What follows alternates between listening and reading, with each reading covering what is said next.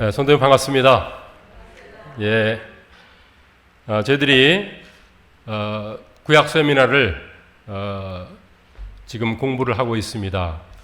우리가 늘 잊고 있는 말씀이지만 사실상 이 구약 말씀이 부피도 많고 내용도 많기 때문에 이게 우리 머릿속에 잘 정리가 안 될 때가 있습니다. 그런데 우리가 나무만 보지 않고 숲을 보면서 또 나무를 볼 때 우리가 성경을 잘 맥을 잡을 수가 있거든요. 그래서 우리가 성경 구약 성경 39권 가운데서 특별히 역사서를 중심으로 해서 하나님의 말씀을 저희들이 지금 공부를 하고 있습니다. 오늘 저희들이 창세기 출애굽기 두 권 말씀을 오늘 함께 여러분과 좀 나누겠습니다. 그 전에 복습을 한번 해보도록 하겠습니다. 성경 12권의 성경을 역사서를 꿰뚫으면 성경이 열리고 읽혀집니다. 우리가 이제 첫 번째 시간에 함께 봤던 것이 구약 성경이 39권인데 뭘 중심으로 읽어야지만은 구약 성경이 이해된다고 그랬습니까? 역사서를 중심으로 읽는다고 그랬습니다.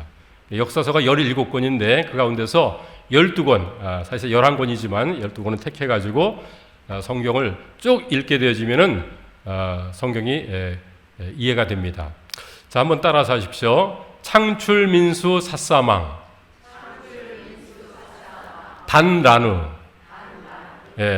이제 이거는 여러분들이 이제 머릿속에 외웠으면 좋겠습니다. 다시 한번 하겠습니다. 창출민수 삿사망 단라누. 그래서 지금 이제 구약 성경의 앞글자만 따가지고 우리가 이제 가장 중요하게 여기는 이 역사서를 따라서 우리가 이제 공부를 하게 되겠습니다.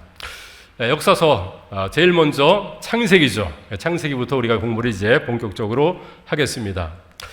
그런데 모든 이제 제가 역사서 공부 함께 나누는 속에서 이것을 다 둘로 나눴습니다. 둘로. 그래서 창세기도 1장부터 몇 장까지 있죠? 50장까지 있습니다. 그래서 1장부터 몇 장까지 있는지 이거를 이제 아는 것이 참 도움이 됩니다. 1장부터 50장까지 있는데 1장부터 50장까지 있는데 이것을 창세기를 함축적으로 간략하게 우리가 좀 이해하면은 도움이 됩니다. 머릿속에 이것을 딱 집어넣을 수가 있도록 제가 알려드리도록 하겠습니다. 창세기는 1장부터 50장까지 있는데 둘로 나눌 수 있다. 1장부터 11장까지 그리고 12장부터 50장까지 이렇게 딱 둘로 나눠집니다. 성경이요. 자, 그런데 1장부터 11장까지에는 뭐가 나오냐면은 네 가지 사건이 나옵니다. 네 가지 사건이 나옵니다. 자, 네 가지 사건 한번 좀 보도록 하죠. 창조, 타락, 홍수 심판, 바벨탑. 한번 읽어보죠. 시작. 창조, 타락, 홍수 심판, 바벨탑. 사실상 우리가 지난번 공부가 좀 어렵기도 하고 창조 진화 그리고 창세기 1장부터 11장까지 쭉 다뤘습니다. 사실 분량이 너무나 많았죠. 저희 교회에서는 이게 2시간 하는 것인데 1시간에 이걸 끝날라니까 저도 좀 힘이 들었는데 여러분 따라오기가 힘들었을 것 같아요. 자, 그런데 우리가 지난번에 공부했던 것이 창세기 1장부터 11장입니다. 이게 굉장히 중요하다고 그랬죠. 왜냐하면 모든 시작, 근원을 얘기하고 있기 때문에 모판과 같다 이렇게 볼 수 있어요. 여기는 창세기 1장부터 11장까지는 네 가지 사건이 나옵니다. 머릿속에 한번 기억하십시오. 다시 한번 시작. 창조, 타락, 홍수 심판, 바벨탑. 요 네 가지 사건을 가지고 전개가 됩니다. 그래서 1장, 2장은 천지 창조, 그리고 3장부터 5장까지는 이제 아담이 범죄해서 타락하고 그 결과를 보게 되죠. 6장부터는 죄가 관여하니까 하나님께서 홍수 심판하는 것을 보게 됩니다. 그리고 이제 9장부터 11장까지는 바벨탑을 쌓는 그 모습을 또 우리가 보게 됩니다.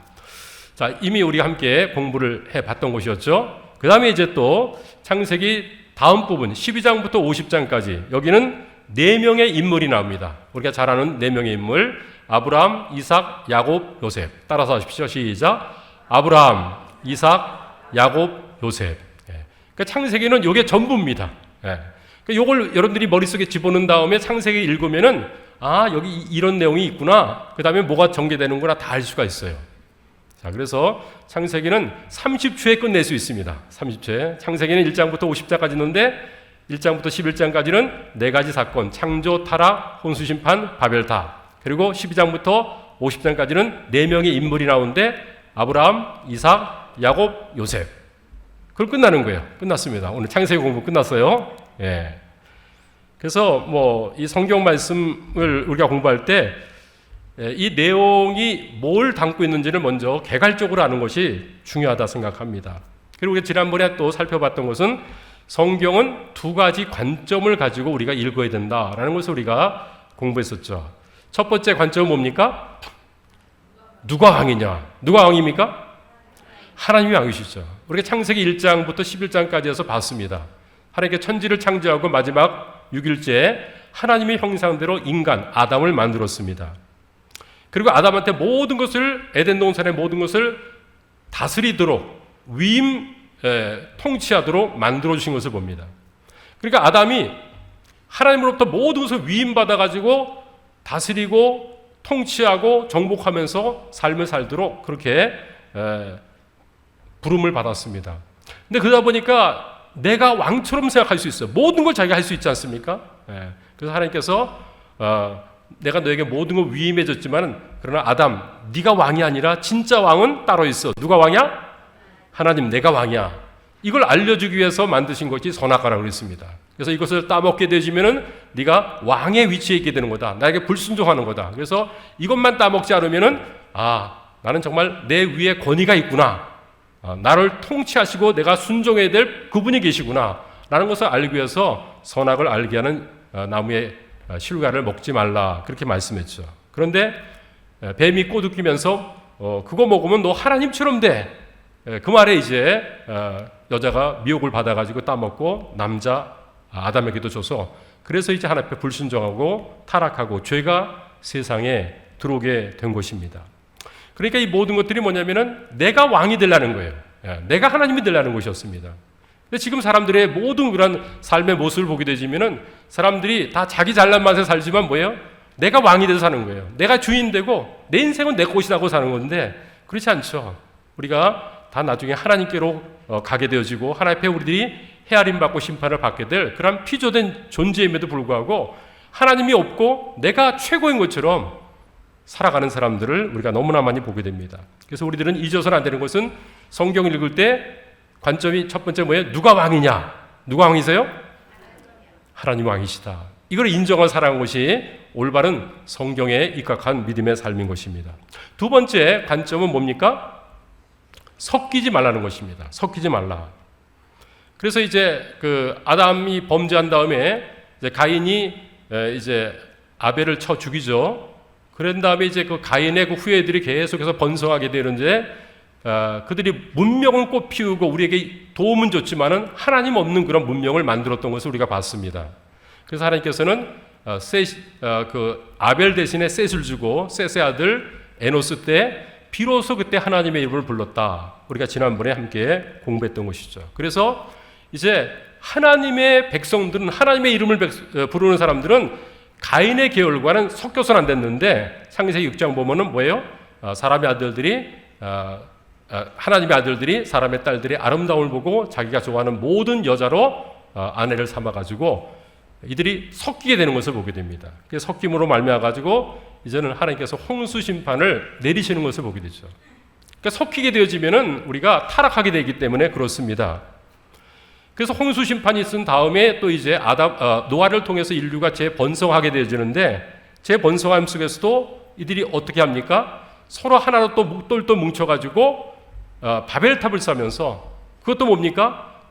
우리의 이름을 내자는 것입니다. 하나님이 뭐 대단한 존재냐? 우리도 하늘 꼭대기까지 올라갈 수 있는 그런 능력이 있다 하면서 바벨탑을 쌓는 것을 보게 되죠. 그래서 하나님께서 언어를 혼잡게 해서 뜻이 하나가 되지 못하도록 만들었죠.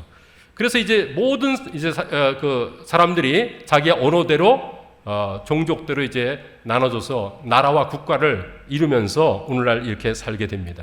근데 문제는 뭐냐면은 그들이 다 흩어지면서 우상들을 하나씩 가져갑니다. 그래서 모든 나라들, 모든 부족들, 모든 종족들을 보면은 우상을 섬기지 않는 종교가 없는 그런 나라는 하나도 없는 것을 보게 됩니다. 그래서 이제는 이들이 죄를 짓고 타락한 그 결과 우상 숭배로서 이것이 드러나게 되는 것을 봅니다. 하나님을 섬기면 삶을 살기를 원했는데 모든 사람이 우상을 섬기는 거예요. 그래서 하나님께서도 이제는 한 사람을 택해가지고 그 한 사람을 통해서 이제 하나님만을 섬기는 민족이 되기를 원했어요. 그래서 이제는 모든 세상 속에서 우상 섬기는 세상 속에서 하나님 섬기는 나라를 만들기 원했습니다. 그래서 택한 사람이 누굽니까? 아브라함인 것입니다. 아브라함. 예. 자, 그래서 이제 오늘 여러분들 페이지 10페이지를 여러분들이 열어주시고요. 세 번째, 하나님이 아브라함과 맺은 언약을 알면은 성경이 쉽게 이해된다라는 그런 부분을 좀 보겠습니다. 하나님께서 우리에게 주신 기업을 유대인들은 두 가지로 얘기합니다. 하나님께서 우리에게 주신 기업, 가장 큰 축복은 자손의 축복입니다. 두 번째는 땅이 기업이다 그랬습니다. 그래서 아브라함에게도 약속했을 때 뭐라고 부르십니까? 내가 너에게 땅을 주겠다. 그리고 내 민족을 창대하게 하겠다. 이 두 가지 약속을 주시면서 부르시는 것을 보자. 자, 오늘 창세기 12장 1절부터 3절까지 말씀을 함께 같이 한번 읽어보도록 하겠습니다. 창세기 12장 말씀을 열어주시고요. 1절부터 3절까지 읽겠습니다. 시작. 여호와께서 아브라함에게 이르시되 너는 너의 고향과 친척과 아버지의 집을 떠나 내가 내게 보여줄 땅으로 가라. 내가 너로 큰 민족을 이루고 내게 복을 주어 내 이름을 창대하게 하리니 너는 복이 될지라. 너를 축복하는 자에게는 내가 복을 내리고 너를 저주하는 자에게는 내가 저주하리니 땅의 모든 족속이 너로 말미암아 복을 얻을 것이라 하신지라 라고 말씀했습니다. 자, 그래서 이제 하나님께서 하나님을 섬기는 민족 한 나라를 택하기 원했죠. 그 나라가 어디죠? 뭐죠? 이스라엘이죠. 그걸 택하기 위해서는 한 사람을 먼저 택했는데 바로 아브라함을 부르신 것을 볼 수가 있습니다. 이 창세기 12장 1절부터 3절까지 말씀 보게 되지면 이 말씀이 지금 어디서 아브라함께 하신 말씀인지를 우리가 좀 알 필요가 있습니다. 어디서 아브라함께 하신 말씀입니까? 아브라함의 고향이 갈대아 우르입니다. 갈대아 우르에서 이 말씀을 하셨을까요? 아니면은 다른 데서 하셨을까요? 여러분 이제 지도를 한번 먼저 좀 보도록 하겠습니다. 아브라함이 이제 이동한 그 경로 지도를 보게 되는데 그 오른쪽 이제 끝에 부분이 이제 갈대아 우르인데 아브라함의 고향입니다. 여기서 이제 하나님께서 어디로 부르시냐면은 지중해라고 되어 있는 그 바다 옆에가 바로 이제 가나안 땅이거든요. 가나안 땅으로 부르십니다. 그런데 아브라함이 갈대아 우르에서 가나안 땅으로 가다가 중간 기점에 머문 장소가 있어요. 맨 위에 꼭대기 부분 어디죠? 하란에 머문 것을 볼 수가 있습니다. 그래서 창세기 12장 4절 말씀 보게 되지면은 이에 아브라함이 여호와의 말씀을 따라갔고 롯도 그와 함께 갔으며 아브라함이 어디를 떠날 때? 하란을 떠날 때 75세였다고 그랬습니다. 근데 하란을 떠나기 전에 어디를 또 떠났어야 돼요? 갈대아 우르를 먼저 떠났어야 되죠. 그러니까 이 창세기 12장 1절부터 3절까지는 하나님께서 첫 번째 나타나가지고 말씀하신 것이 아니라 두 번째 나타나서 말씀하신 것을 우리가 보게 됩니다. 그렇죠? 예. 그러면 첫 번째 나타난 것은 언제 나타났는가? 그러면 창세기 7장, 사도행전 7장을 읽어보게 되지면은 스데반 집사가 설교하는 가운데서 이런 설교하는 것을 보게 됩니다. 한번 사도행전 7장 말씀 한번 좀 보도록 하겠습니다. 시작. 스데반이 이르되 여러분 부형들이여 들으소서. 우리 조상 아브라함이 하란에 있기 전 메소포타미아, 여기 어디냐면 갈대아 우르입니다. 있을 때 영광의 하나님이 그에게 보여 이르시되 내 고향과 친척을 떠나 내가 내게 보일 땅으로 가라 하시니 그랬습니다. 그러니까 하란에 있기 전에 메소포타미아 갈대아 우르에 있을 때 그때 먼저 나타났다 이렇게 말씀하고 있는 것을 봅니다. 그래서 그때 이제 떠났습니다. 하나님께서 누구를 불렀어요? 아브라함을 부르신 것을 보게 됩니다. 그런데 아브라함이 혼자 가지 않았어요. 본토 친척 아비집을 떠나라 그러는데 본토 친척을 떠나는데 아버지는 떠나지 않고 가는 것입니다. 그래서 아버지와 함께 가는 것을 봅니다. 여러분, 아브라함이 아버지 이름이 혹시 뭔지 압니까? 예. 아브라함이 아버지의 이름을 데라입니다. 예. 자, 그런데 여러분 창세기 11장 말씀 보게 되지면은 11장 31절 말씀 보게 되지면은 이렇게 말씀하는 것을 보게 됩니다. 자, 이제 갈대아 우르에서 지금 이제 가나안 땅으로 가라 그랬는데 그다가 이제 하란에 머물렀죠. 근데 누가 인도했는지 한번 좀 보도록 합시다. 31절 말씀입니다. 시작. 데라가 그 아들 아브라함과 하란의 아들인 그의 손자 롯과 그의 며느리 아브라함의 사례를 데리고 갈대아인의 우르를 떠나 가나안 땅으로 가고자 하더니 하란에 이르러 거기 거류하였으며 그랬습니다. 그래서 지금 누가 인도하고 갑니까? 데라가 가는 거예요. 그러니까 어떤 면에서 아브라함이 믿음의 조상이라고 그러지만 첫 번째는 자기 독자적인 믿음이 아니라 아버지한테 얘기하니까 그럼 나도 가겠다 해서 같이 가게 된 것 같아요. 근데 여러분, 아브라함의 아버지는 어떤 사람입니까? 예, 그렇죠? 예. 여호수아 24장 2절 말씀을 한번 띄워주시겠습니까? 시작. 여호수아가 모든 백성에게 이르되 이스라엘의 하나님 여호와께서 이같이 말씀하시기를 옛적에 너희의 조상 곧 아브라함의 아버지 나홀의 아버지 데라가 강 저쪽에서 거주하여 다른 신들을 섬겼으나 그랬어요. 그러니까 데라는 아브라함의 아버지 데라는 뭐예요?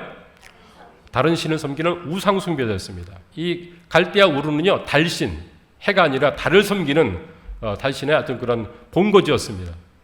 그런데 이제 가나안 땅으로 이제 하나님께 약속하실 땅으로 가라 해가지고 이제 가는데 아버지도 지금 함께 데라도 같이 가는 거예요. 그런데 어디에 머무냐면은 하란에 머무는 것을 보죠. 근데 하란도 역시 달신을 섬기는 그러한 도시였습니다. 그러니까 도시를 옮겼지만은 역시 하나님을 섬기는 것이 아니라 달신을 섬기는 거기에 계속 머물러 있다가 데라가 죽은 다음에 이제 하나님께서 창세기 12장에서 아브라함에게 두 번째 나타나서 아브라함을 부르시는 것을 볼 수가 있습니다. 그래서 이제 아브라함이 하나님의 약속의 말씀에 의지해서 갈 바를 알지 못하고 가죠. 그리고 도착한 곳이 바로 가나안 땅입니다. 내가 이 땅은 너와 내 민족에게 주겠다. 약속하신 땅을 이제 그가 순종해서 가는 것을 볼 수가 있습니다. 근데 가나안 땅에서 들어갈 때가 나이가 몇 세였냐면은 창세기 12장 4절에 75세였다. 첫 번째 아브라함의 나이가 나타나는 것을 보게 됩니다. 그런데 아브라함이 가나안 땅에서 10년 동안 거했어요. 근데 하나님께서 아브라함에게 자손을 주셨어요? 안 주셨어요? 주지 않았죠.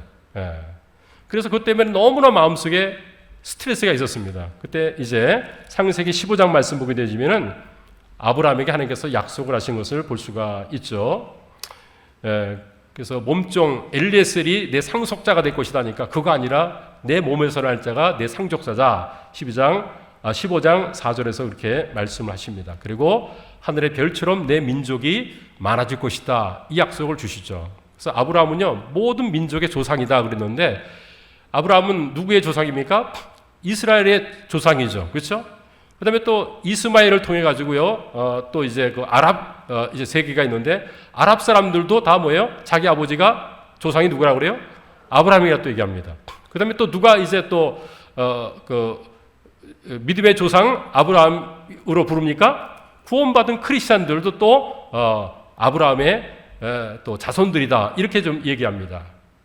로마서 4장 16절에서 그렇게 말씀하고 있거든요. 그래서 하나님께서 아브라함을 창대케 한다 그러는데 아브라함보다 창대한 이름을 가진 사람이 없습니다. 그러니까 지구상의 절반 이상이 다 뭐예요? 아브라함의 자손들이 이제 살고 있는 것을 보죠. 그렇게 이름을 하나님께서 창대케 만들어 주셨습니다. 그렇지만은 가나안 땅에 들어간 지 10년 됐지만은 자식이 없었던 것을 보게 됩니다. 그때 하나님께서 그에게 약속의 말씀을 주시는데 어떤 약속의 말씀을 주시는지 언약을 함께 나누죠. 자, 창세기 15장 말씀 한번 여시고요. 창세기 15장 말씀을 열게 되지만 언제 그러면 자손을 주고 언제 하나님께서 가나안 땅을 내게 기업으로 줄 것입니까? 여기에 대한 언약을 약속을 하나님께서 맺으신 것을 보게 됩니다.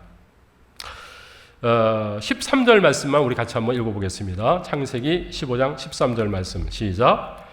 여호와께서 아브라함에게 이르시되 너는 반드시 알라 내 자손이 이방에서 객이 되어 그들을 섬기겠고 그들은 400년 동안 내 자손을 괴롭히리니 그랬습니다. 자, 이게 400년 동안 그 종사를 할 것을 얘기하는데 어디서 종사를 하죠? 애굽이죠. 그렇죠? 그러니까 하나님께서 아브라함에게 자손을 곧바로 주고 그리고 가나안 땅도 곧바로 준 것이 아니라 400년 동안 종살이 한 다음에 그 다음에 가나안 땅으로 다시 올라와 가지고 그래서 이제 그때 가나안 땅을 주겠다 이 약속을 하는 것을 보게 됩니다. 그러니까 하나님의 약속이 너무나 좀 더디죠. 금방 주는 것이 아니라. 근데 왜 그렇게 하나님께서 작정을 하셨는가? 아브라함이 죽은 다음에 이제 야곱에 의해 가지고 이제 요셉 만나기 위해서 애굽으로 들어가잖아요. 거기서 이제 400년 동안 종살이 한 다음에 그 다음에 이제 모세를 통해서 또 여호수아를 통해서 이제 가나안 땅으로 들어가게 될 것을 말씀했어요. 무려 400년 동안 종살하게 한다는 것이죠. 근데 그 이유가 뭐냐? 16절에 나옵니다. 16절 말씀을 같이 한번 읽겠습니다. 시작. 내 자손은 4대 만에 이 땅으로 돌아오리니 이는 아모리 족속이 죄악이 아직 가득하지 아니함이라 하시더라 그랬습니다. 여러분, 아브라함이 가나안 땅에서 살 때 그때 가나안 백성이 음란하고 죄악을 짓고 막 엄청나게 그랬습니까? 물론 그런 부분이 있습니다. 왜냐하면은 하나님께서 창세기 18장 보면은 소돔과 고모라를 유황불로 멸하지 않습니까? 그들은 동성 연애자들이었죠. 그래서 그들을 멸망시킬 정도로 그들이 죄와 음란한 것들이 가득 찼던 것을 봅니다. 그런데 이게 가나안 문화 속에 완전히 그렇게 점령되진 않았어요. 그런 조짐이 있었지. 그래서 아브라함이 전쟁할 때 아브라함과 동맹 맺어서 함께 도와줬던 그런 사람들도 가나안 사람 속에 있었던 것을 봅니다. 그런데 아브라함이 죽은 다음에 그리고 이제 이들이 애굽에 내려가 가지고 400년 동안 지내게 된 다음에 이 400년 넘게 지내면서 어떤 일이 벌어지냐면 이 가나안 땅은 음란 문화 그리고 우상 숭배가 완전히 만연한 그러한 나라가 됐던 것을 보게 됩니다.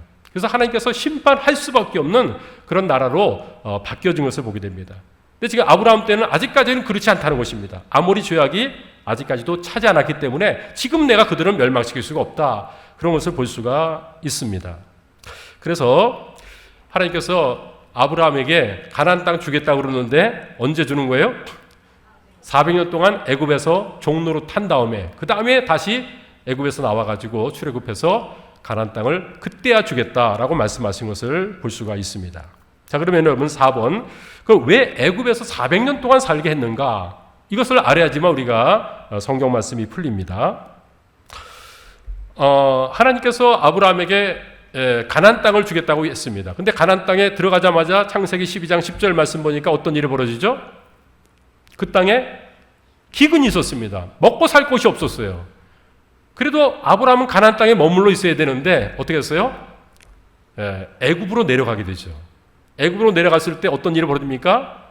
애굽 왕 바로가 이 아브라함의 아내가 너무나 예쁘게 생겼어요. 그래가지고 자기의 아내로 삼으려고 그랬습니다.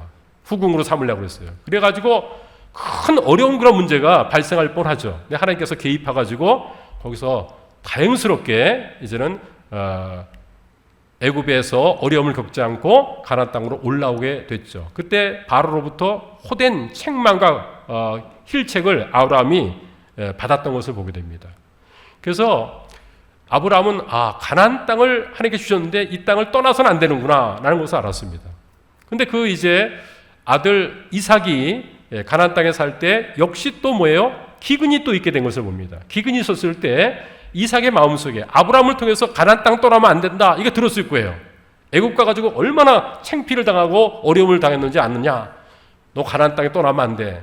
신신당부했을 거예요. 근데 이삭이 흉년이 드니까 또 어떻게 합니까? 그 아버지의 그 아들이라고 창세기 26장 2절 말씀 보면은 이렇게 말씀하고 있습니다. 시작.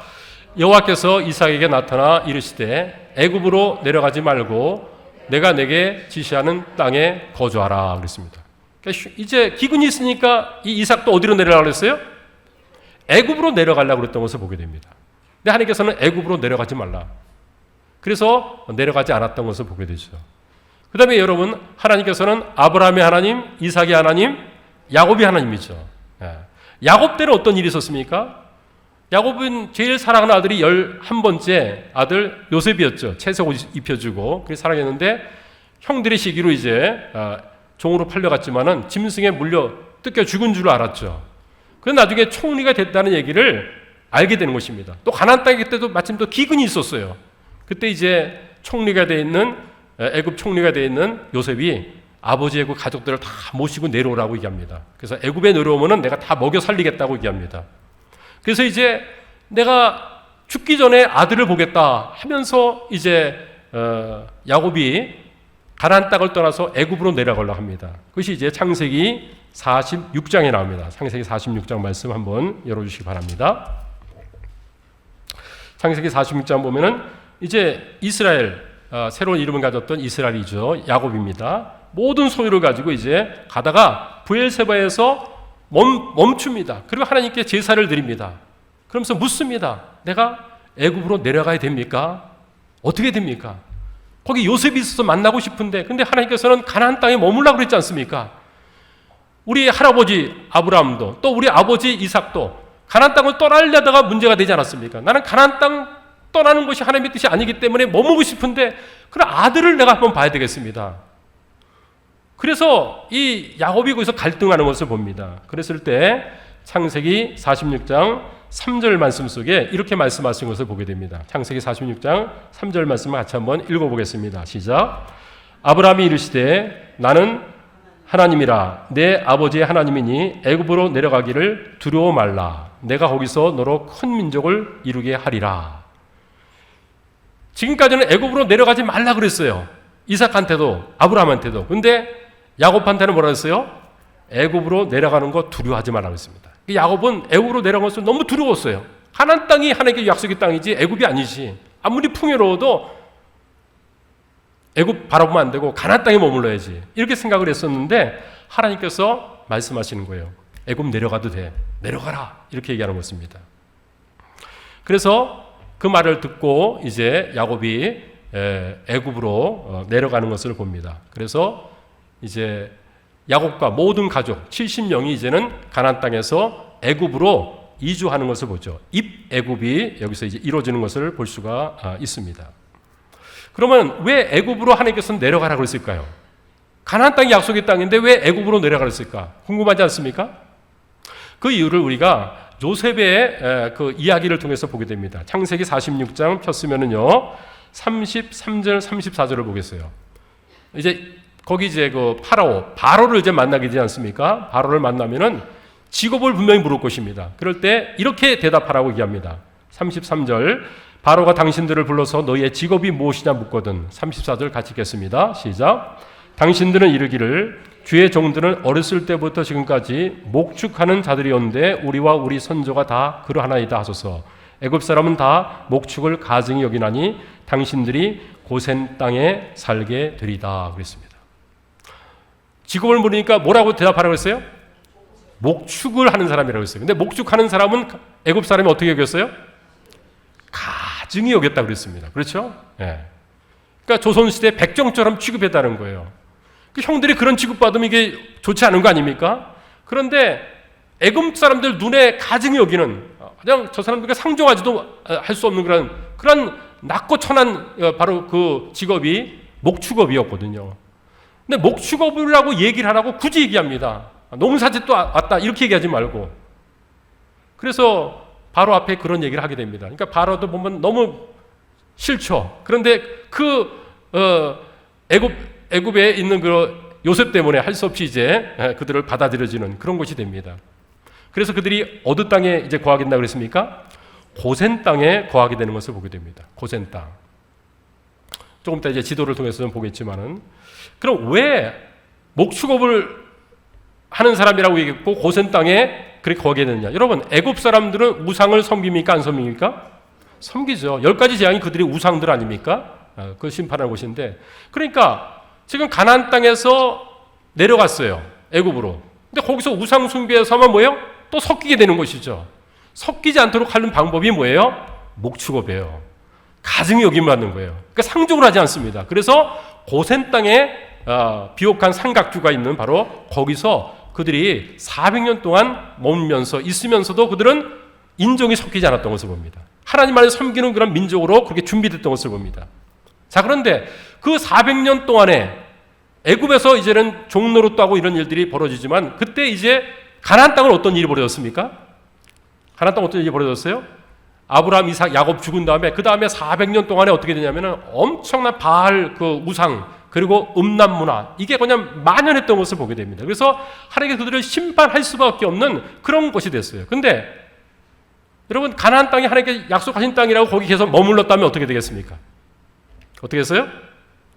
섞였겠죠. 섞였으면요, 하나님의 일들을 그들이 감당하는 그런 민족으로 세워지지 못한 거예요. 그래서 하나님께서는 내가 왕이다, 너희는 섞이지 말라. 이게 성경의 관점인 것입니다. 그래서 이들이 섞이지 않도록 하나님께서 그렇게 말씀하신 것을 볼 수가 있습니다. 자, 그러니까 창세기 말씀을 읽을 때 왜 이들이 가나안 땅에 살다가 애굽으로 내려갔지? 왜 고센 땅에 살게 됐지? 이건 다 이유가 있는 거예요. 뭐예요? 섞이지 말고 민족이 고유하게 하나님만을 섬기는 그런 백성으로 남도록 하기 위해서 그리했던 것을 보게 됩니다. 오늘날도 하나님께서 우리가 섞이지 않고 하나님만을 섬기면서 살기를 원하십니다. 예. 자, 그래서 이제 아브라함이 이제 어떻게 이제 또 갈대아 우르부터 왔는지 한번 경로를 보겠습니다. 맨 처음에 1번은 뭐냐면 이제 에덴 동산이 있는 그런 추측 지역입니다. 여기가 이제 메소포타미아 문명이 맨 처음에 만들어진 곳이라 그랬죠. 거기 아담과 하와가 거기 이제 에덴에서 살고 있었습니다. 그러다가 이제 홍수 심판이 나게 되죠. 그러니까 하나님께서 그리고 또 이제 바벨탑을 쌓게 되죠. 그래서 하나님께서 이제 한 사람을 택한다고 그랬죠. 누굴 택합니까? 아브라함을 택합니다. 근데 아브라함이 갈대아 우르에서 달신을 섬기는 데라, 우상 숭배하는 그런 문화 속에 있으니까 거기서 떠나라는 것입니다. 그래서 그들이 떠났는데 어디로 왔어요? 데라가 하란으로 왔어요. 거기도 역시 달신을 섬기니까 거기서 오랫동안 머물렀어요. 그러다가 아브라함의 아버지 데라가 죽은 다음에 두 번째 부르셨죠. 그래서 하나님께서 약속하신 땅이 어디입니까? 가나안 땅으로 인도하신 것을 보게 됩니다. 거기서 아브라함과 이삭, 야곱이 살았습니다. 근데 요셉이 종으로 팔려가죠. 근데 거기서 총리가 되죠. 그래서 기근 가운데서 이제는 요셉이 애굽으로 가나안 땅에 있는 모든 이제 아버지와 형제들을 불러들이는 것을 보게 됩니다. 그래서 이제는 창세기 말씀이 어떻게 끝나냐면 애굽에서 이들이 이제 살게 되는 것으로 끝나는 것을 볼 수가 있습니다. 자, 그래서 이제 창세기 말씀을 이렇게 정리를 좀 하면서 하나님께서 중요한 것은 창세기에서 아브라함이 중요합니다. 아브라함을 통해서 이제 하나님께서 일을 하기를 지금 작정하시기 때문에 이러한 모든 섭리 속에서 이런 일들을 진행하고 있다. 이런 관점 속에서 여러분이 창세기를 읽으면은 많이 이해가 되고 도움이 되리라 생각합니다. 잠깐 이제 그 창세기에서 출애굽하기 전에 욥기 말씀을 잠깐 좀 여러분들에게 보겠습니다. 욥기 말씀. 사실상 이제 그 욥기 말씀은 시가서 속에 있죠. 맨 앞에 있는데, 근데 이 욥기가 아브라함과 거의 동시대 사람이다 이렇게 알려져 있습니다. 그렇기 때문에 이제 욥기를 읽을 때 창세기를 읽으면서 욥기를 읽을 때 욥기가 이 시대 사람이구나라는 것을 읽으면 좀 도움이 되기 때문에 보겠습니다. 근데 뭐 제가 지금 역사서는 아니기 때문에 간략하게만 보겠습니다. 욥기는 어떤 책이냐? 여러분 9페이지에 있습니다. 9페이지 맨 아래 보면은 이제 그 내용이 나와 있거든요. 욥기는 권성진학의 책이 아닙니다. 권성진학의 책이 아니라 욥기는 하나님의 주권에 대해서 말씀하고 있는 책입니다. 그래서 욥의 그 친구들이 뭐냐면 네가 죄져가지고 그렇게 고난당하는 거야. 그리고 네가 하나님 잘 섬기면은 축복받게 돼. 이런 권성징악의 어떤 그런 이야기로 욥의 친구들이 얘기하는데 그게 아니죠. 욥은 뭐 하나님 앞에 순전한 사람이었죠. 근데 하나님의 섭리와 하나님의 주권 속에서 이 모든 것들이 이루어지는 것을 봅니다. 때때로 우리가 신앙생활할 때 내가 왜 이런 고난을 당하는지 이유를 알지 못할 때가 있어요. 그러나 그런 속에서 하나님의 합력해 선을 주시는 하나님의 섭리가 있다는 것을 믿으면서 하나님을 신뢰하면서 믿음으로 살아가는 저와 여러분이 됐으면 좋겠습니다. 자, 그리고 욥기에는 여러 사람들이 나타나는데 누가 나타나냐면은 욥기 하게 되면 여러분들 뭘 많이 합니까? 욥이 고난받을 때 입술로 범죄하지 않았다. 그게 욥기 전부처럼 생각하는 경우가 있어요. 저도 이제 설교 들을 때 1장, 2장만 많이 들었거든요. 그래서 욥기 하면은 욥이 범죄하지 않았다. 입술로 범죄하지 않았다. 그냥 1장, 2장입니다. 1장, 2장. 3장부터는요. 욥이 이제 자기가 태어난 날을 생일을 저주하면서 그러면서 이제 그냥 자기가 힘든 것을 이제 또 쏟아내는 그런 것을 보게 됩니다. 그래서 욥이 인내했다고 그러지만은 인간들은 인내에 한계가 있는 사람들인 것입니다. 그래서 그 다음부터는 이제 그 욥의 친구들이 나오죠. 엘리바스, 빌닷, 소발 이 세 사람이 나와가지고 그들을 욥을 위로하기 위해서 왔어요. 근데 욥이 그냥 자기의 의로움을 자꾸만 얘기하니까 네가 죄졌기 때문에 그런 것이지 뭘 하나님 앞에 네가 건방지게 그런 얘기를 하느냐 그렇게 얘기해요. 그러면 네가 얘기하는 거 욥은 또 네가 얘기하는 내가 모를 줄 알아? 야, 너희가 죽으면 지혜도 죽겠다. 그만한 것은 나도 다 알고 있다 하면서 고개를 숙이지 않고 팽팽하게 이제 논쟁하는 것들을 보게 됩니다. 이게 3장부터 시작해가지고 몇 장까지 나옵니까? 31장까지 나옵니다. 네. 그래서 이제 욥과 세 친구의 그 논쟁이 욥기에 그냥 거의 전체를 다루고 있습니다. 그래서 참 욥의 친구 말도 옳은 것 같고 욥도 옳은 것 같고 막 헷갈려요 보면은. 네. 근데 맨 마지막에는 하나님께서 욥을 인정하고 욥의 친구들은 욥한테 회개하라 이렇게 얘기를 하죠. 왜 그렇습니까? 욥의 친구들은 고난당하지 않았거든요. 그러니까 여러 가지 말로 할 수 있는 거예요. 근데 욥은 고난당하면서 그것을 통과하고 있기 때문에 그렇죠. 그래서 우리가 어려운 또 우리 형제자매들 돕기 위해서 신방 가지 않습니까? 시험에 빠지고 낙담돼 있을 때 그때 그냥 기도하면 돼. 말씀 붙잡고 살아. 이런 얘기들은 그렇게 어떨 때는 도움이 안 될 수도 있어요.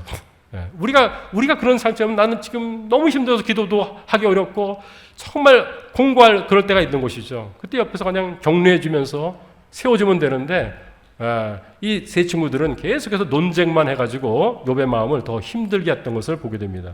그 다음에 이제 엘리후가 나오고 그리고 마지막에 하나님께서 말씀하시죠. 하나님께서 38장 말씀에서 10절인가요? 거기서 뭐라고 합니까? 8절 말씀 속에서 내가 땅에 기초를 놓을 때 너 어디 있었니? 네가 알면없는지 얘기해봐 그럽니다. 그래서 하나님에 대해서도 왜 하나님이 내게 이런 고난을 당했는가? 하나님 만나면 내가 한번 따져보고 싶다. 막 이런 얘기를 해요. 욥이요. 그때 하나님께서 네가 누군데 나한테 그런 얘기를 할 수 있느냐라고 얘기합니다. 그래서 하나님은 창조주시고 우리는 피조물이라는 것. 이걸 계속 얘기합니다. 내가 하나님이 왕이라는 것을 또 욥에게도 또 보여주시죠. 그때 욥이 42장에서 내가 귀로만 들었는데 이제 눈으로 보고 정말 내가 회개합니다. 그러면서 정말 그가 귀로 듣는 신앙이 아니라 눈으로 보는 그런 신앙 속에서 그 믿음이 업그레이드 되죠. 그래서 하나님을 더 온전히 알게 되죠. 하나님께서 욥을 배나 축복하신 그런 것으로 이제 끝나는 것을 보게 됩니다. 그래서 욥기 말씀은 우리가 인생을 살아가면서 굉장히 참 많은 것들을 도움을 받을 수 있는 그런 내용이기도 합니다. 자, 이게 창세기와 좀 연관될 때 쓰여진 말씀이어서 잠깐 봤습니다. 자, 그럼 출애굽기 말씀을 남은 시간에 좀 보도록 하겠습니다. 자, 창세기 말씀처럼 출애굽기도요 1장부터 40장까지 있는데 둘로 나누면 됩니다. 그래서 역사서는 다 둘로 제가 다 나눠놨어요. 자, 1장부터 몇 장까지? 18장까지. 거기는 뭐가 나옵니까? 10가지 재앙과 출애굽하는 거, 홍해를 가르고 출애굽하는 그 사건이 나옵니다. 네. 그 다음에 19장부터 40장까지. 거기는 뭐가 나옵니까? 십계명과 성막이 나옵니다. 네. 그래서 사실상 출애굽기 말씀이 재미있고 익사이팅한 것은 어디까지냐면은 18장까지예요. 18장까지는 뭐 그냥 이제 10가지 재앙 또 홍해 가르고 그다음에 불평하면서 이제 또 나가고 뭐 이렇게 하면서 이제 광야길로 가는 여기까지가 이제 그런 재미있어요. 근데 시내산에 머문 다음부터는 거기서 뭐예요? 이제는 출애굽기 20장에서 율법을 주시죠. 십계명을 주시죠. 그다음에 25장에서는 출애굽기 25장부터는 뭘 주십니까? 성막 설계도를 주십니다. 그리고 성막 설계대로 이제 36장부터 40장까지는 이제 또 성막을 만드는 그 일들을 하는 것으로 이제 하기 때문에 계속해서 성막을 어떻게 만들어라, 또 어떻게 만들고 있는가 이 얘기만 쭉 하고 있는 것을 볼 수가 있습니다. 그래서 우리가 사실상 이 말씀을 좀 이해할 필요가 있거든요. 그래서 제가 이제 성막에 대한 것을 제가 자료로 좀 드렸거든요. 여러분 페이지에 15페이지를 한번 열어주시기 바랍니다. 15페이지를 먼저 한번 보겠습니다. 여기 보면 성막이 나옵니다. 그래서 여러분들이 성막이 이렇게 구조가 되어 있구나. 이 단면도 두 번째 단면으로 한번 좀 보겠습니다. 단면으로 보게 되지면은 왼쪽에 출입구가 있고요. 그리고 들어가게 되지만 그게 뜰이라고 합니다. 뜰에는 두 가지가 있어요. 마당에는 두 가지가 있습니다. 뭐가 있죠? 번제단, 놋단이라는 번제단이 있습니다. 여기서 짐승의 제사를 다 드리는 겁니다. 그 다음에 또 뭐가 있어요? 물두멍. 이제 제사장들이 이제 희생 제물을 드리고 모든 게 이제 또 더러워지게 되면 거기서 손과 발을 씻는 것이 바로 물두멍입니다. 그 다음에 있는 것이 바로 성소와 지성소가 있습니다. 성소는 제사장만 들어가게 되죠. 성소에 들어가면은 세 가지가 있습니다. 왼쪽에 등대가 있고요. 오른쪽에 진설병, 떡이 있습니다. 떡상이 있습니다. 그래서 이스라엘의 12지파를 상징하는 12개의 떡을 이제 매일 상번제를 이제 드리게 되죠. 그리고 휘장 앞에 뭐가 있냐면은 금단, 향단이 있습니다. 그래서 거기서 이제 향을 피우고 하나님께 올리는 기도로서 올려지는 것을 보게 됩니다. 그리고 휘장 안쪽에가 여기까지가 청소고 휘장 안쪽에가 이제 지성소입니다. 지극히 거룩한 장소인데 거기는 기구가 딱 하나밖에 없어요. 뭐가 있습니까? 언약궤가 있습니다. 언약궤가 있고 언약궤 속에 이제 십계명 돌판이 있고 그렇죠. 그다음에 언약궤 위가 이제 그 제사장이 1년에 한 번 속죄일 날 피를 가지고 이제 가서 올려 뿌리는 것입니다. 드리는 것입니다. 그래서 그 속죄소 판이 있습니다. 그 위에 그룹이 서로 이제 날개를 연해 가지고 이제 함께하는 그 모습을 봅니다. 그것이 이제 시은좌, 은혜의 보좌다 이렇게도 얘기하죠. 그게 바로 이제 언약궤 바로 윗 상판이 바로 그렇게 되어 있습니다. 그래서 성막이 이렇게 되어 있는 것을 보는데 이게 출애굽기 25장부터 40장 끝에까지가 성막 어떻게 만들라 이 얘기만 계속하고 있어요. 그러니까 우리들은 이게 몇 굽이 뭐 홍색, 청색, 가는색 무슨 실로 꼬고 이게 참 아주 복잡해요. 읽기 어려워요. 근데 여러분 한번 생각을 해보세요. 여러분이 아파트 당첨돼 가지고 이제 건물이 올라간다 하게 되지만은 저게 무슨 이렇게 공사하고 막 이래 그러지 않고 막 보고 싶죠. 그리고 설계도 보면서 내 방은 어디야, 주방은 어떻게 꾸며졌어? 여러분 궁금해서 들여다보죠. 그렇죠? 예. 여러분 이 성막이라는 것은요 하나님께서는 어디 계십니까? 하늘에 계신 우리 아버지라고 그랬어요. 근데 그 하나님께서 인카네이션 성육신하시고 내려오신 거예요. 백성들과 함께 이제는 거하기를 원하시는 거예요. 그래서 내가 너희들과 함께 하겠다 하는 장소가 바로 성막인 것입니다. 하나님께서 거하시는 장소죠. 그 때문에 이것을 아주 정확하게 모세한테 줬고 모세는 그대로 이제 하나님 말씀대로 순종해서 이것을 지었어요. 근데 이게 화려하지 않습니다. 하나님께서는요, 그 작게 보이지만 바로 그곳에 함께 머물면서 이스라엘 백성들과 함께 하기를 원하신 것을 봅니다. 그래서 이 성막이란 것은 성경 속에서 굉장히 중요한 장소죠. 하나님이 거하시는 장소죠. 나중에 성막이 이제 다윗 솔로몬 시대 성전으로 이제 또 지어져서 바뀌는 것을 보게 됩니다. 자, 그러면 이제 이들이 이제 1장부터 18장까지 말씀 속에서 출애굽을 하죠. 아까 출애굽하는 사진 한번 좀 보도록 하겠습니다. 여러분 페이지 14페이지 보게 되시면은 출애굽하는 그런 사진이 나옵니다. 그래서 어디에서 어떻게 출애굽했는가 이걸 여러분들이 보면 되겠죠. 출애굽하는 그런 이제 이동 경로입니다. 그래서 맨 처음에 어디냐면은 거기 이제 그 멤피스라고 돼 있고 거기가 이제 고센 땅입니다. 그래서 나일강 그 삼각지 있죠. 그래서 곡창지대 거기에서 이제 살았습니다. 400년 동안 살았는데 400년에서 30년을 더 삽니다. 그래서 430년 동안 살았던 것을 보게 됩니다. 예. 하여튼요, 거기서 출애굽해가지고 나와가지고 이제 홍해를 거르는데 홍해 중간을 걷는 것이 아니라 끝부분에서 홍해를 건넙니다. 예. 그래서 홍해를 건너가지고 이제 이 시내산으로 가는데 저는 시내산 해가지고 굉장히 무식해가지고 시냇물이 졸졸졸졸 흐르는 시내산인 줄 알았어요. 정말요. 그렇게 알았습니다. 그게 아니라 시나이 반도라고 그러죠. 예, 그래서 이렇게 반도로 돼 있지 않습니까? 이쪽에 홍해가 이렇게 있게 되어지는 그 바로 맨 하단 쪽에 시내산이 있습니다. 시내산까지 가게 되어집니다. 그리고 이제 시내산에서 이제 올라와 가지고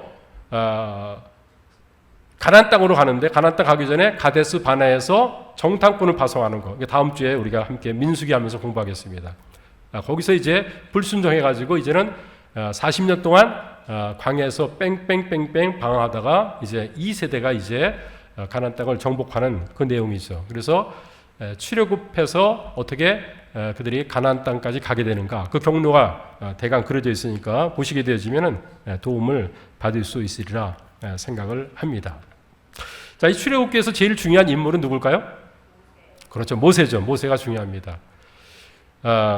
우리가 이제 보게 되지면은 그 드라마 같은 데서 출생의 비밀 뭐 이래 가지고 나오는 것들이 있지 않습니까? 그런데 모세 삶 속에서 이 출생의 비밀을 우리들이 좀 알고 좀 더듬어 알 필요가 좀 있습니다. 근데 모세는요 몇 년을 사냐면 120년을 살았습니다. 120년을 살았는데 모세의 삶은 딱 3등분 됩니다. 셋으로 나눠지는데 첫 번째 40년, 두 번째 40년, 세 번째 40년 이렇게 그의 삶이 나눠집니다. 첫 번째 40년은 어디서 삽니까? 애굽 왕궁에서 바로 공주의 양아들로서 그가 이제 살아가는 것을 볼 수가 있습니다. 그렇게 살아갑니다. 그래서 그리고 두 번째 40년은 어디서 또 삽니까? 미디안 광야에서 장인 이드로의 양을 치면서 40년을 인내하는 그런 기간으로서의 삶을 살아가는 것을 봅니다. 그리고 세 번째 40년은 이제 하나님께서 모세를 80살이 됐을 때 그때 부르십니다. 그래서 120살 살 때까지 40년 동안 이스라엘 백성들을 인도하는 이스라엘 백성들의 지도자로서 쓰임받는 삶을 살게 하는 것을 봅니다. 그래서 모세가 우리가 신앙생활 때도 마찬가지인 것 같아요. 맨 처음에 우리가 좀 채워주는 삶을 살아야 됩니다. 그렇죠? 성경도 알고 여러 가지 알고 알아야 돼요. 그러면 내가 모든 면에서 훈련받아가지고 채워지면은 하나님께 나를 쓰실 수 있을 것 같습니까?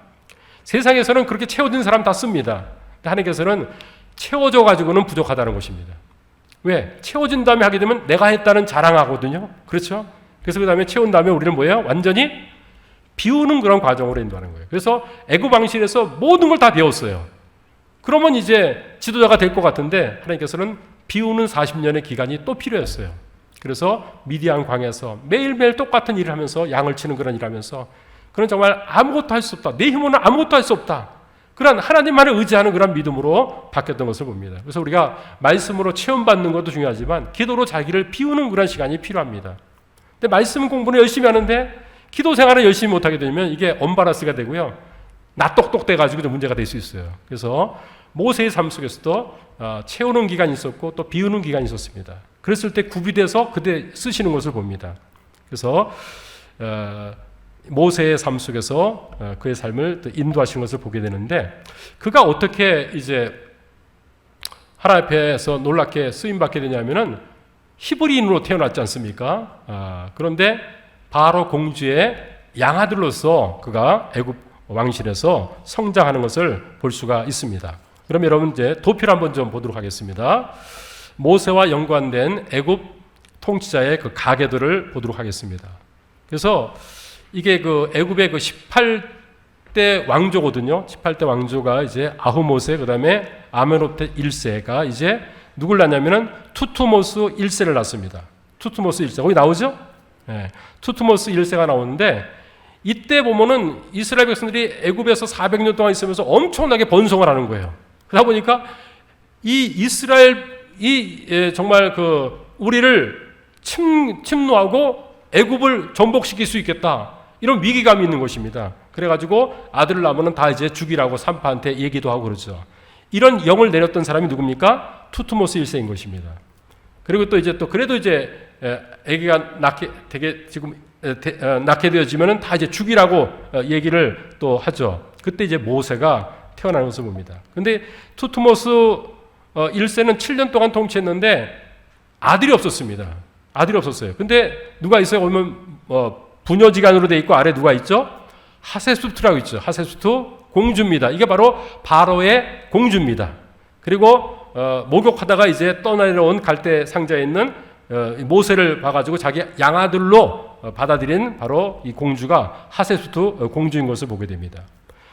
그런데 이제 이 하세수트 공주가 이제 누구랑 이제 결혼을 하게 되냐면은 투투모스 2세랑 결혼하는데 아들이 없으니까 후궁의 아들과 이제 결혼을 하는 것을 봅니다. 근데 이 투투모스 2세도 하세수트 이제 그 공주랑 결혼했는데 여기 또 이제 뭐냐면 그 자녀가 남자가 없었어요. 그러니까 어떻게 합니까? 또 후궁의 아들을 이제 또 그 왕자로 세워주는데 그게 바로 투투모스 3세인 것을 보게 됩니다. 근데 투투모스 3세가 이때 나이가 굉장히 어렸어요. 어려가지고 왕이 됐단 말입니다. 그러니까 누가 섭정을 했습니까? 하세수트 바로 어머니가 이제 섭정을 하는 것을 보게 됩니다. 그래서 하세수트가 보면 이제 이 바로라는 것은 그 한 왕이 아니라 그냥 그 왕에 대한 우리나라 대통령 하게 되면 여러 대통령들이 거쳐가지 않습니까? 그런 대통령 같은 칭호인 것입니다. 바로라는 그런 말이요. 파라오. 근데 이 아주 엄청난 많은 그런 파라오들이 있었는데 거기에 아주 독특한 그런 여자로서의 그 파라오의 역할을 했던 바로 그 왕이 바로 하세수트 공주인 것을 보게 됩니다. 이 공주가 바로 양자로 모세를 이제 거둔 것을 볼 수가 있죠. 그러니까 투투모스 3세고 모세군은 굉장히 그 라이벌 의식 가운데 있게 되는 것을 보게 되죠.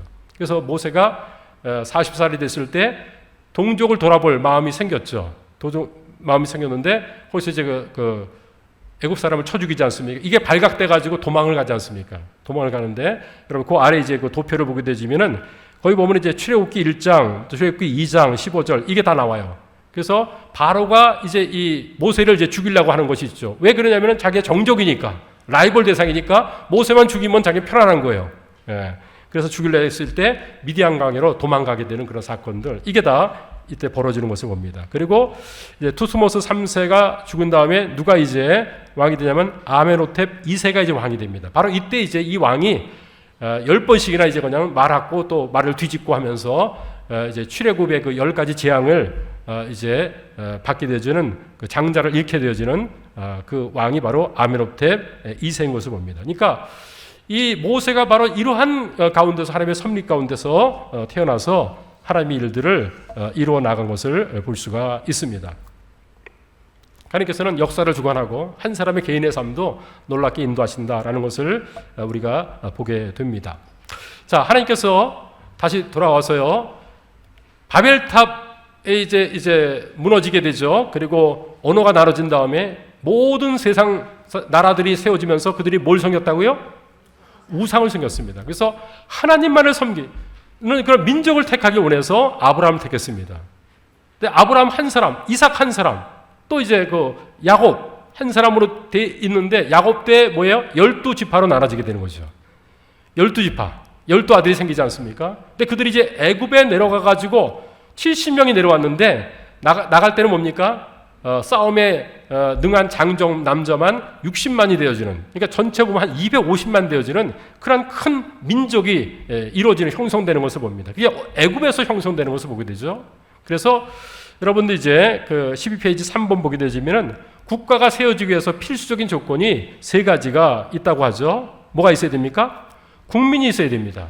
근데 국민이 어떻게 만들어집니까? 아브라함 한 사람을 통해 가지고 나중에 뭐예요? 이제는 이삭, 야곱, 그리고 야곱의 12아들이 이제는 12지파가 돼가지고 이제 모세 시대 때는 250만 정도 되어지는 그런 엄청난 국민이 만들어진 것을 봅니다.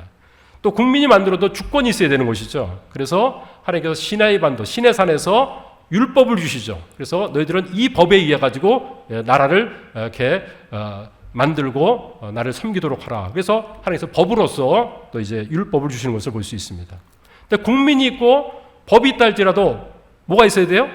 영토가 있어요. 땅이 있어야 되죠. 그래서 하나님께서 약속하신 대로 400년 동안 이제 노예 생활 한 다음에 아브라함이 약속한 대로 이제는 가나안 땅을 내가 너의 후손에게 주겠다는데 모세와 여호수아를 통해 가지고 이제 가나안 땅을 정복해 가지고 그 가나안 땅에서 살 수 있도록 그 땅을 주시는 것을 보게 됩니다. 그래서 하나님께서 이 모든 역사들을 섭리하고 통치하시는 사실을 우리가 보게 됩니다. 그 400년이나 기간들이 왜 필요한 것인가? 왜 그때 또 애굽으로 피신이 나서 내려가고 또 고센 땅에 머물러야 되는 것인가? 이게 한 민족이 하나님만을 잘 섬기는 민족이 돼야 되는 거예요. 모두가 우상 숭배하니까 섞이지 않도록 하기 위해서 그렇게 하신 것을 볼 수가 있습니다. 그러면 하나님께서 이스라엘 백성들을 이제 택합니다. 이제 나라가 됐고요. 그들을 통해서 할 일이 있어요. 그것이 뭔지 우리가 출애굽기 19장 5절 6절 말씀을 통해서 한번 찾아보도록 하겠습니다. 출애굽기 19장 5절과 6절 말씀은 하나님께서 이제는 아브라함을 통해 가지고 이스라엘 민족을 택하기 원하는데 이스라엘 민족을 통해서 내가 무슨 일을 하고 싶어 하는지를 이스라엘 백성들에게 지금 말씀하고 있는 그런 말씀의 내용입니다. 출애굽기 19장 5절과 6절 말씀을 같이 한번 읽겠습니다. 시작. 세계가 다 내게 속하였나니 너희가 내 말을 잘 듣고 내 언약을 지키면 너희는 모든 민족 중에서 내 소유가 되겠고 너희가 내게 대하여 제사장 나라가 되며 거룩한 백성이 되리라. 너는 이 말을 이스라엘 자손에게 전할지니라. 자, 하나님께서 왜 이스라엘을 택했어요? 이스라엘만 선민, 선택한 민족이 돼가지고 이스라엘만 축복하기 위해서 이스라엘을 택했어요? 아니죠. 이 이스라엘을 통해 가지고 뭐예요? 모든 민족이 복을 받기 원하는 거예요. 그래서 너희들은 내게 제사장 나라가 되기를 내가 원하기 위해서 너를 택했다고 말씀하는 것을 봅니다. 하나님께서 아브라함을 택할 때도 뭐라고 했어요? 내가 너로 말미암아 모든 민족에 복을 주겠다. 복의 근원으로 삼겠다 그랬지 않습니까?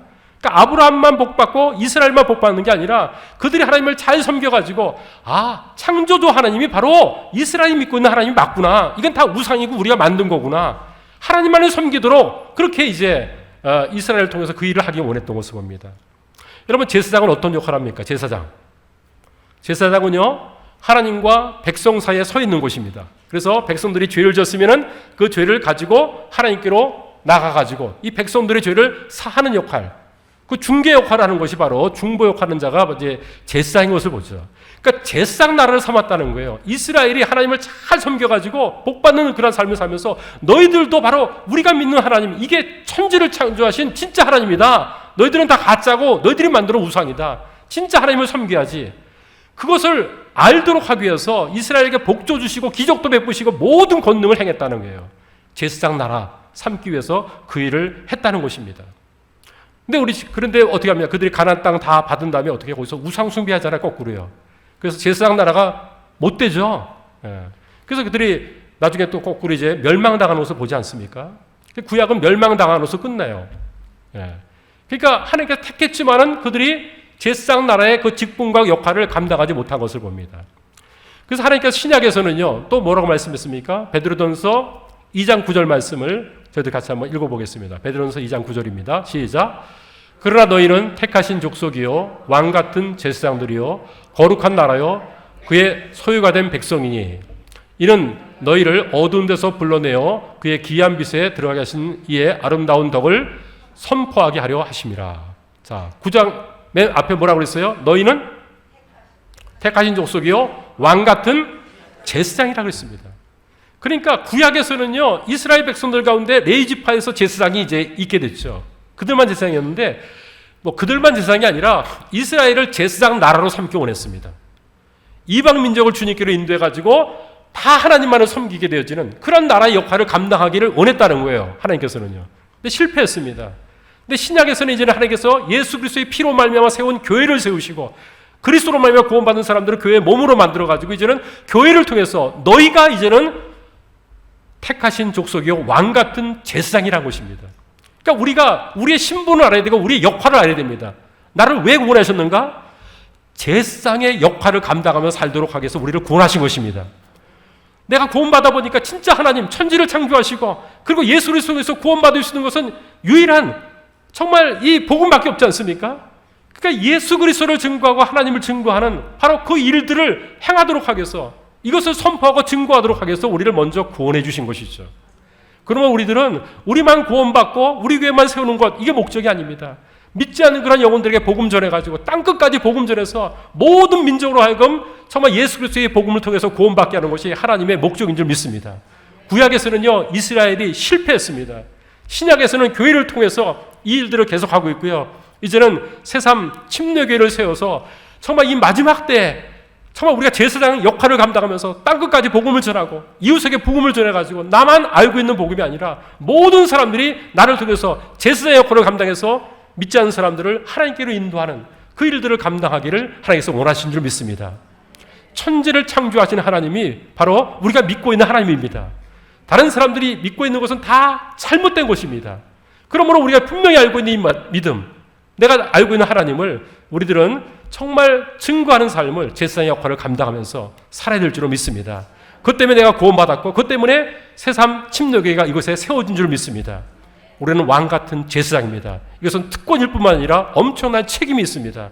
그러므로 우리는 이 사명감을 가지면서 구약에 못 다 이뤘던 이스라엘이 못했던 것을 이제는 교회를 통해서 하나님께서 이루기 원하는데 내가 여기 있습니다. 우리 교회가 여기 있습니다. 저희들을 통해서 정말 하나님께서 흡족하게 기뻐하는 하나님의 소원을 풀어드리는 그러한 교회가 돼서 영혼들을 구원해서 주님의 제자로서의 삶을 살아감으로 모든 것을 통치하시는 분은 하나님이십니다. 그렇게 정말 하나님께로 모든 영광을 돌리면서 모든 사람들이 주님께서 원하시는 삶을 살도록 하는 일에 쓰임받으며 살아가는 귀한 성도님들 모두가 되시기를 주의 이름으로 축복합니다. 기도하겠습니다. 하나님 감사합니다.